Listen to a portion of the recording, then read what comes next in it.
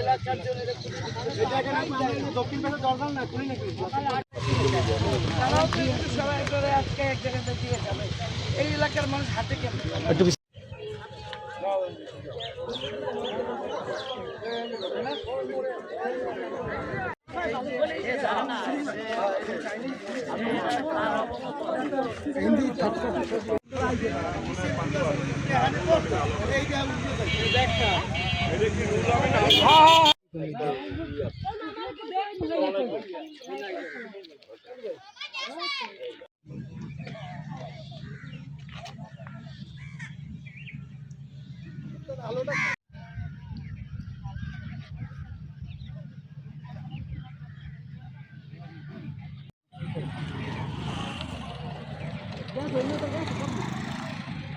খাওয়ানোর কোনো অভাব নাই না, সবাই যায়।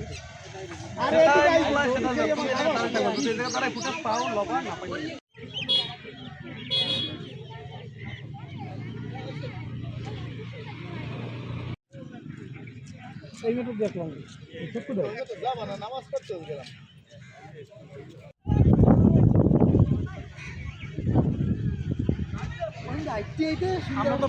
এটা বরিশালের 3 নং ওয়ার্ডে আমাদের এই যে সিটি কর্পোরেশনের ভিতরে, এটা অনেক আগের, আরো প্রায় 30 বছর আগের।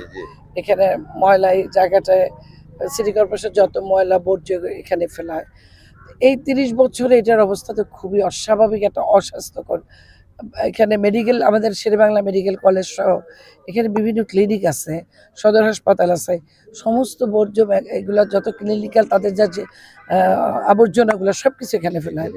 এবং এই এলাকার মানুষের দীর্ঘ, দেখেন আমার গায়ের উপর মাছি করতেছে, 1 সেকেন্ড দাঁড়ানো যায় না। আমি এখানে আসছি, আমি 5-7 বার আমার মনে হচ্ছিল যে এত দুর্গন্ধ, কিন্তু ওনারা 24 ঘন্টা এবং মাসের পর মাস এখানে থাকছে, যার জন্য তাদের সামনে আর আমরা নাকে হাত দিতে আমাদের লজ্জা লাগছে।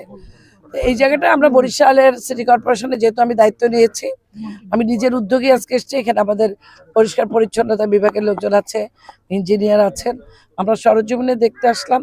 এটার বিকল্প ছাড়া কোনো উপায় নেই। এখন শহরের ভিতর থেকে এটাকে সরাতে হবে এবং শহরের বাইরে কোথাও এটা একটা আলাদা করে জায়গা কিনে, আমরা গতকালকে মাসিক সভায়, এই যে মার্চ মাসের যে লাস্ট মাসিক সভা হলো, ওইখানেই আমরা মোটামুটি একটা সিদ্ধান্ত নিয়েছি যে আমরা জায়গা দেখে আলাদা করে নতুন একটা জায়গায় আমরা একটা বর্জ্য ফেলার একটা ব্যবস্থা করব।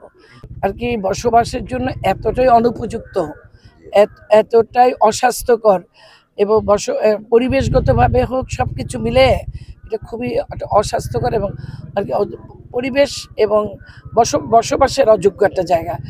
এটাকে বসবাসের যোগ্য করার জন্য এই ময়লা, এই যে এখানে যে বাগানটা, এটা স্থানান্তরিত করা, এলাকা একটা ওই যেটা আপনি বলছেন যে কোনো খাল না, নাই, কোনো ড্রেন নাই, সে ড্রেনের সমস্যার সমাধান ইমিডিয়েট করতে হবে। কারণ ড্রেন না থাকলে বর্ষার পানি যাওয়ার মতো কোনো অবস্থা থাকে না।